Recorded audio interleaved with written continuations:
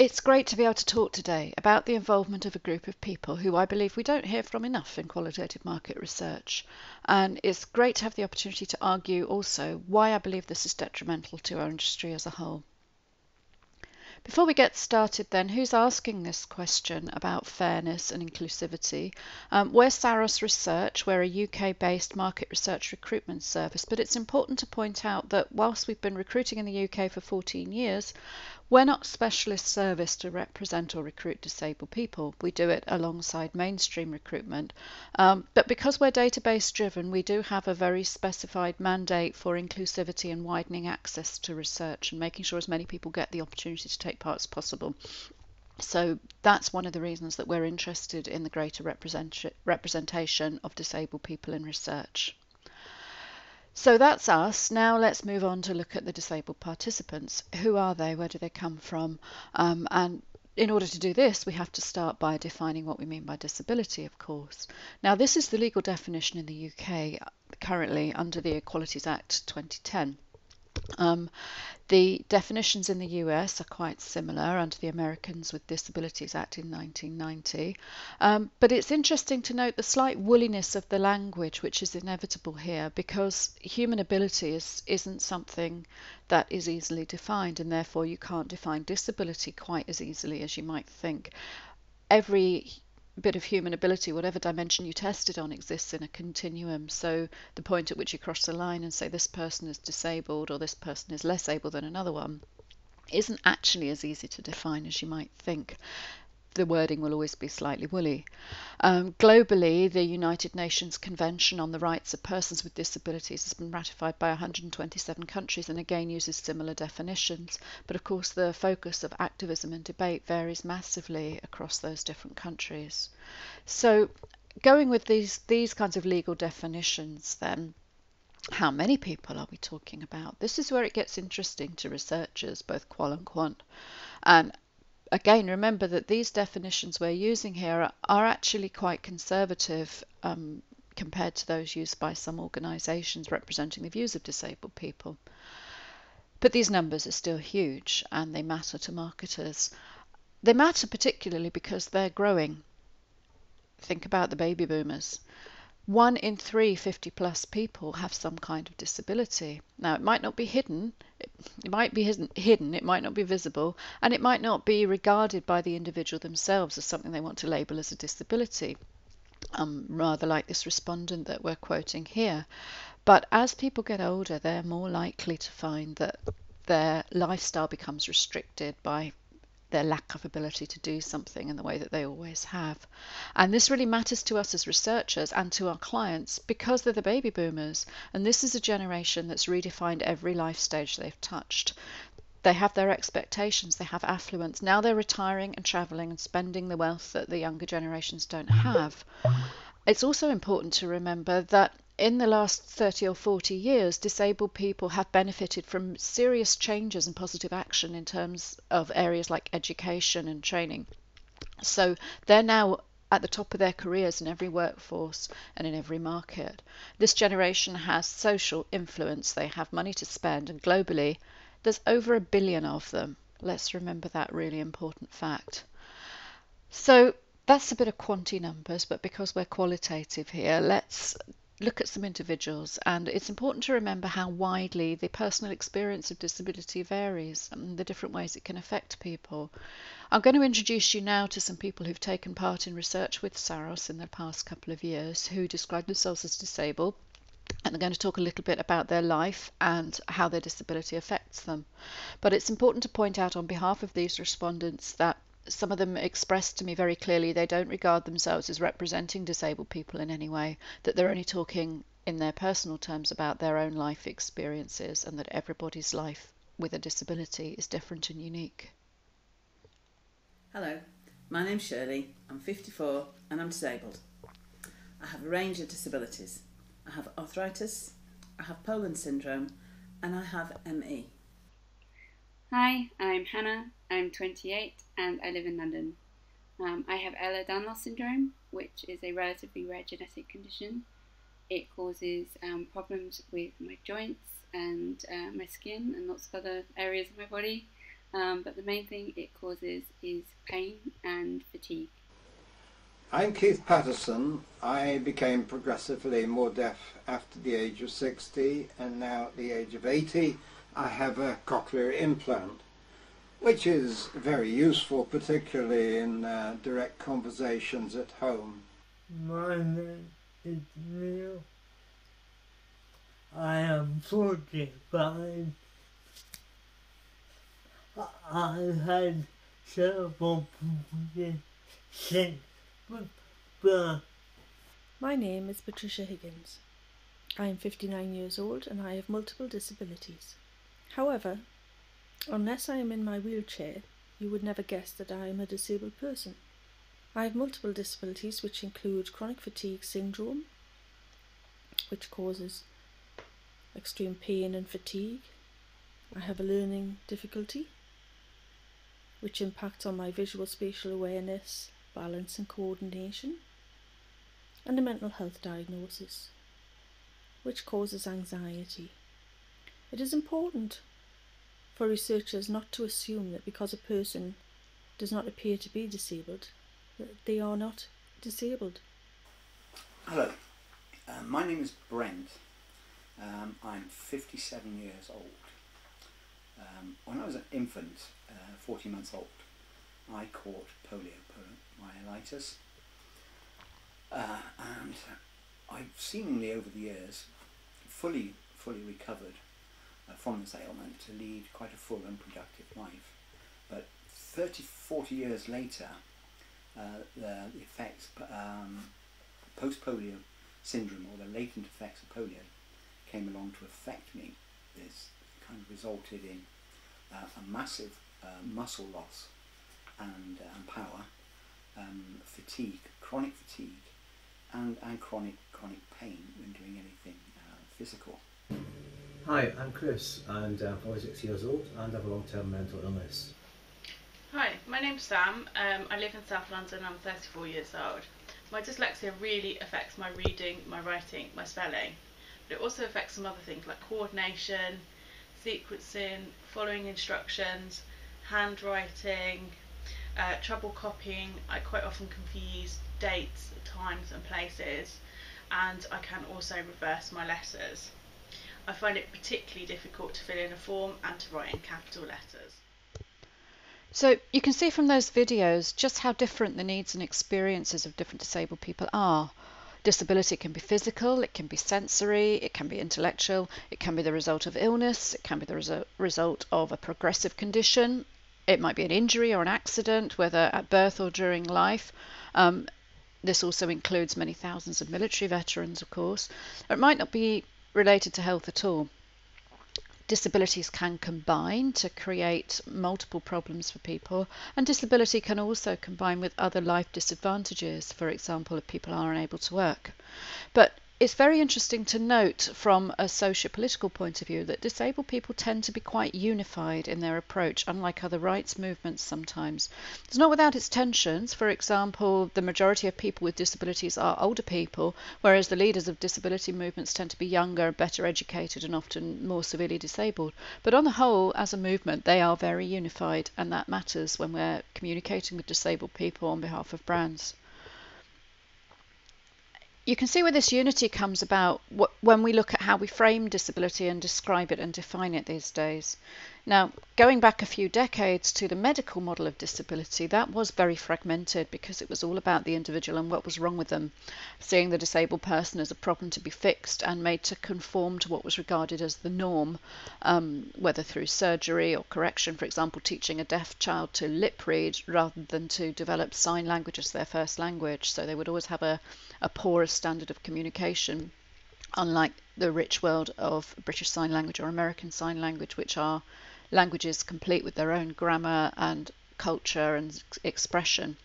Under the medical model, charity comes into play. This image is a collecting box from the 1970s from the UK. In fact, the word handicap is regarded as deriving from the idea of going cap in hand asking for charity. This is obviously incredibly disempowering and victimizing of disabled people. And really since the rights movements of the 70s and 80s, the social model of disability has been proposed and preferred. And this treats the person as an individual with very different needs and abilities in different spheres of life. But then what happens to that individual is the external factors disable them because the world is not designed to meet their needs. And so therefore, under the social model of disability, we look to change things that cause the disability, which are not the person. They are the social structures, they're the attitudes of others, the physical structures, such as the fact that buildings might not be accessible, for example. It's very interesting to try and picture what the world might be like if it were designed for wheelchair users, or a world that was designed for visually impaired people, for example. In that world, those of us regarded as having normal physical or sensory abilities would be severely disabled. But that's because the definition of disability comes from outside the person. This gives us the preferred nomenclature in the UK of disabled person, incidentally, because they're the person, but they are being disabled by something exterior to them. In the US, the current preferred language is a person with, putting the person first, so it would be a person with a disability or a person with a quadriplegia or a specific defined disability.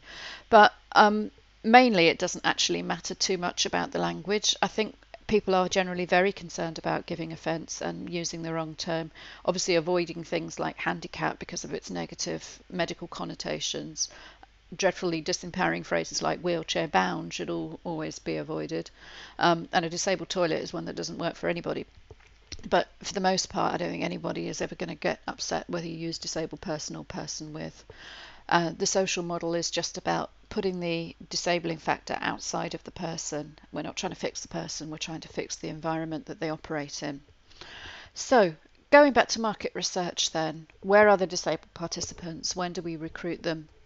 Well, we recruit them all the time for specialist projects, and we've been privileged at Saros to work on some amazing research projects with disabled people, whether that's looking at adaptive technology, which has revolutionised the lives of so many people, particularly older disabled people who've been disabled all their lives, who grew up with talking books on cassette. And what's now available in terms of software for visually impaired people is blowing minds left and right.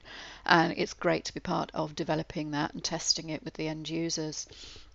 We do work with medical market researchers who have to make sure that devices and literature are accessible. We do work with web portal developers. In fact, we did some work on our own website. The very earliest iteration of sarasresearch.com had a flash intro which dyslexic users found impossible. This was the year 2000, so that's my only defence for the use of Flash, but we don't have that anymore because people found it impossible to fill in the forms if they had this distracting thing going on in the header. We've also worked recruiting disabled people on behalf of social campaigns and charities, and some great projects about access and participant observation, people with different disabilities going around recording video blogs of trying to use public transport in London. Been really exciting to be involved in that. We've also recruited a lot of disabled people for public sector consultations because here there is an actual legal mandate for including disabled people under the Equalities Act. Statutory bodies must pay due regard to disabled people in decision making. Therefore, if a selection of people are being paid to represent the views of a particular area or demographic, then we need to include X percent of disabled people. Sometimes the definition is 10%. We're the recruiters, we just do what we're told. Occasionally we get criticised afterwards, incidentally, saying, where were the disabled people? We couldn't see them. And that's quite interesting because obviously not all disabilities are visible, as we noted from the videos earlier. It's estimated that as much as 70% of disabilities may be things that are not overtly visible in everyday life. So when we get a client saying, where were the disabled people, we have to recruit people by their own definitions of whether they're disabled or not, and that might not be something obvious. It's interesting actually how often the shorthand of a wheelchair is used to represent disability, and I'm afraid in this presentation the same thing applies because stock photography libraries do it as well. And when we've been trying to source images for this presentation, we've had to fall back on a lot of people in wheelchairs. You'll see a lot of attractive young white people in wheelchairs in this presentation due to lack of imagination of picture libraries. But actually, Wheelchairs are used by about 5% of disabled people. It's just a visual shorthand for it, and it's important to remember that most disabilities are not visible in everyday life. But even allowing for that factor, where are the disabled people in mainstream, average, vanilla qual that we do all the time, the focus groups that we recruit? If we're recruiting a focus group of 8 people over recruited by 2 to 10, then theoretically we should have a disabled person in every group. But when did you last see one? Even allowing for invisible disabilities, disabled people are definitely underrepresented in mainstream market research in our experience. So under the social model then, why is this? What are the barriers to disabled people participating more? Well, we have to look to put our own house in order first in recruitment. Are we recruiting disabled people to our database in the first place? We're doing our best to reach out, but I'll contend that we're simply not succeeding. We have over 300,000 UK consumers registered with us, but less than 3% of those, less than 10,000, define themselves as having a disability. And why is this? Is our publicity not reaching them? Are they deciding it's not worth bothering? Can we interact with them when we do recruit them? For example, how can we easily telephone interview people who may have a hearing impairment? Another thing that we're very dependent upon in research recruitment is the good old-fashioned application form. And it's very hard to see how we can avoid this. But remember the lady with dyslexia that we heard from earlier, Sam, filling in an application form could seriously exclude her. Things like small text. They are things like lots of text, a lot of overcrowding, very wordy text, and particularly if there's like any adverts or images that aren't necessarily related on the same page, can be very, very distracting when trying to read a piece of text. I really struggle to read off a white screen as well, particularly a computer screen, just due to the glare. It makes the words swim around. I also find buttons close together on menus, particularly on websites, very hard because of the coordination issues I have and the fine motor skills, and this is particularly hard on a touch screen like an iPad. What we're trying to do in recruitment is learn from this feedback and find ways to make our explanations and introductions less wordy. For example, we've been using video introductions to screeners rather than paragraphs of text explaining what a project's all about. We've also commissioned some bespoke line drawings to code our events so that people can understand what they're applying for, on the basis that this is helpful to every participant, not just those with dyslexia. And another important factor when it comes to recruitment is that asking about disability raises expectations about whether those access and support needs can be supported. The thing that researchers don't always remember is that you only speak to the people who are successfully screened into your project. We might be speaking to, in some cases, the other 95% and screening them out. So we don't tend to ask about disability support needs until someone's actually recruited, because we can never say to somebody, you screened out because you're not using such and such a mobile phone network. We can't give an explanation as to why they're screened out. So if we've asked them about their needs and support, and they've said, well, for me to take part, I'd require the use of an induction loop or accessible building or whatever, and then we screen them out, people can jump to the wrong conclusions, and we raise expectations about their ability to take part when they might not be able to take part in the first place. So we do have to be particularly careful in recruitment not to overstate what we can do and not to ask too early or late in the process about access and support needs. So that's quite important. Thinking about research venues then, this does come up a lot, of course, because people do have different needs, and sometimes the accessibility of research venues can be quite hard to determine in the first place. In the UK, the Disability Discrimination Act has been enforced since 1995, and all public buildings are supposed to have made reasonable adjustments. However, there are so many opt-outs available under planning laws and all sorts of other conditions. And also, what's regarded as a reasonable adjustment is still quite undistinctly defined in law, and it's open to interpretation. A building might have a physical access to a ramp in the front, but can we guarantee it has accessible bathrooms on every floor, for example? And what does accessible mean anyway? They can define as having accessible washrooms based on a reference wheelchair of 70 centimetres wide. Power chairs are far, far bigger. Brent, the guy with post-polio syndrome we met in the earlier video, uses a scooter to get around on because of his muscle wasting. The turning circle for that is worse than a family hatchback. There's no way he can use most bathrooms and viewing facilities. And if there's induction loops there, can people actually use them? Does anyone know how to work them? Can they get to the venue in the first place? And this varies hugely. Certainly in London, parts of the public transport network are over 100 years old, and while some bits are very accessible, others aren't. And planning a journey with military precision only adds to the stress of taking part. Outside of city centres, you're more likely to find designated parking. But this quote is actually quite heartbreaking from a participant who was finally recruited for a group, but couldn't get into the blue badge space that we had checked was available, that they did have disabled parking, but somebody else occupied it instead who didn't have a badge, and the participant was forced to go further afield, had difficulty walking to the group in the first place, and then got paid off and sent home. So just having the facility available doesn't mean it's going to be available to the disabled person. And moving on to the research itself then, we often, it's fair to say, get a negative reaction when we say to a researcher we have a disabled person who'd like to take part, because this is going to affect the methodology on the night. We know it's not about prejudice, it's simply about practicality in the face of established budgets, timelines and discussion guides. We know there's also fear of getting it wrong, causing offence or embarrassment to a participant. And sometimes there's an overprotectiveness that's actually come into play. We had a researcher we contacted once to ask if their building was accessible for a wheelchair user who we'd recruited for a depth interview, and they wanted to cancel because they didn't think it was fair to make this woman travel into central London.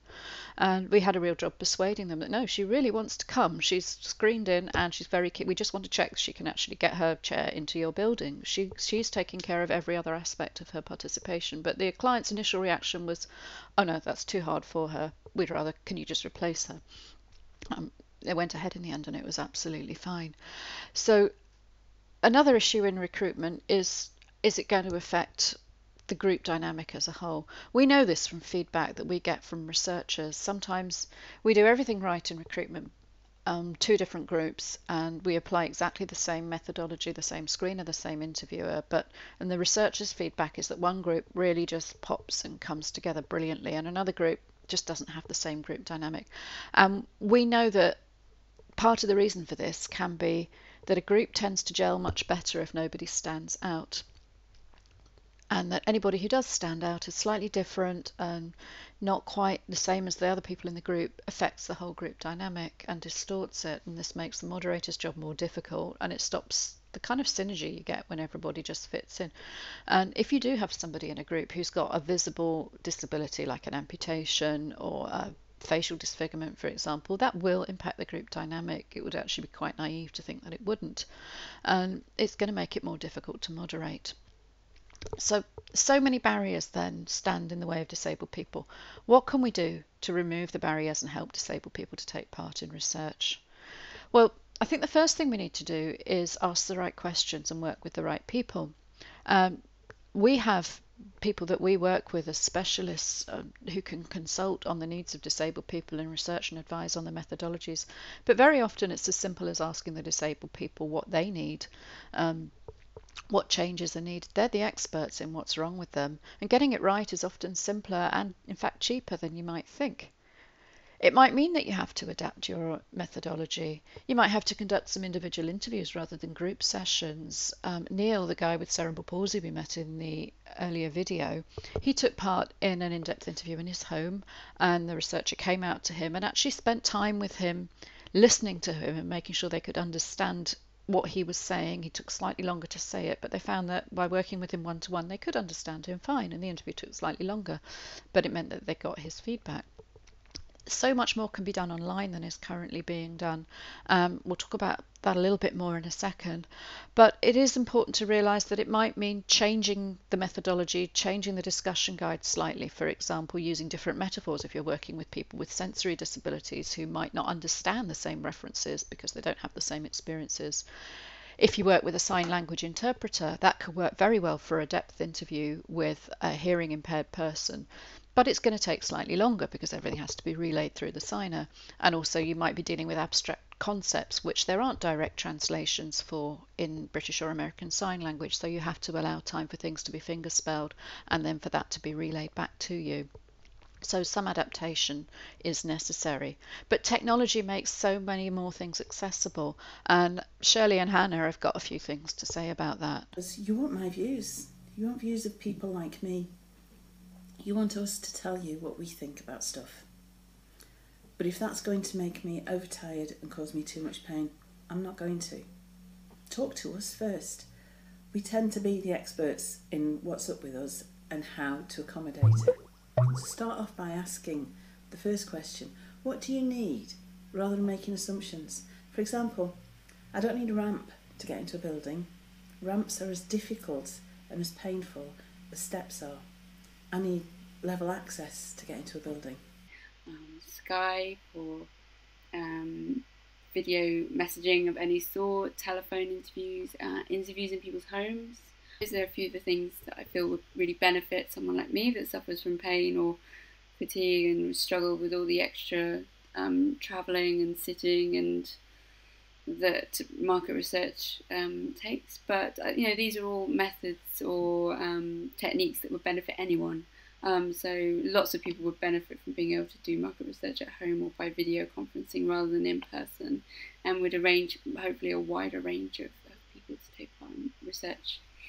We buy stuff, we buy services, we go places, we spend our money. And the more information you have about what we do and how we take part in things, the better quality your research will be. So our views count. Our views might have to be found in different ways to how you normally find views, but it isn't difficult and it's well worth doing. I think Shirley and Hannah made vitally important points there about the things which help disabled people, whether to take part in research or to engage with any aspect of life. These things help everybody else as well. Making technology or making buildings accessible, for example, will help not just the wheelchair user, but the parents with the double buggies. Using video to talk to respondents in their own homes doesn't just help disabled people who can't travel to a venue, they help time-poor, busy executive respondents take part. People who would like to be involved in research but don't have the time to add on to travel to the viewing facility in the first place. Technology and adaptations designed to help disabled people can evolve into mainstream time savers, offering return on investment far beyond the original expectations. So how do we convince research buyers then that they need to consult and involve disabled people like those two we've just heard from? We need to go back to the business case all the time. As we said, there are over 1 billion disabled people in the world. This makes a global market the size of China. If you add the immediate stakeholders, the friends and family and employers of disabled people, so those who have an immediate emotional connection to what it's like to live with a disability, then we're talking about a global annual disposable income of over $8 trillion. Now, success for some businesses in China took 40 years of research and execution, but perhaps we should be asking our clients, if you had the chance now to invest in China 40 years ago, would you do it? This is not a minority interest, yet so many businesses are yet to discover this emerging market under their noses. Disability has been called the new green in some contexts. It's that big and important. Another reason, disabled people make fantastic research participants. Whatever problem you are trying to solve for your clients, disabled people will add value because they're problem solvers by their very nature. They solve problems every day of their lives because they're living in a world that is not built for them. They have to find ways of getting through the day, getting stuff done, and that makes them very creative people. Now, sometimes in recruitment we're struggling when we're looking for creative and insightful respondents, and we talk to people we're screening out because they can't think of 5 uses of a brick or 5 words associated with a colour. Disabled people can add value to whatever you're trying to do in creative ideation workshops because they've already got used to the idea of solving problems, and they're extreme technology users. They test things to destruction. They're creating new markets and opportunities in every vertical that we work in. So they should be adding value to your research groups as well. And the world has changed so much. The technology's changed everything for disabled people. But it's also made it easier to do a video depth interview. And the lives of disabled people have been revolutionised by technology. This has consequences for brands who get it right. Consequences are good and bad. The first bank in the UK with talking ATMs is known and blogged about to every disabled person, even though the main people at advantage were the people with visual impairments.